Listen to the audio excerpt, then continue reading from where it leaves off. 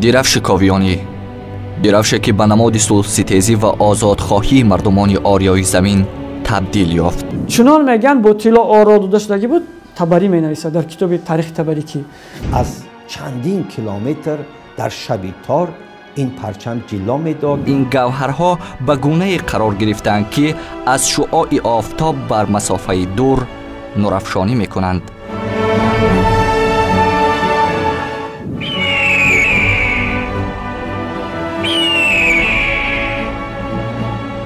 رمزی هستی دولتداری خود را همین هما یا همین پرنده صاحب چنگال را که در شکل بعضا عقاب تصویر می شود اختیار کرد. سرخ، سفید، سبز، این سه رنگی پرچم تاجیکستان است.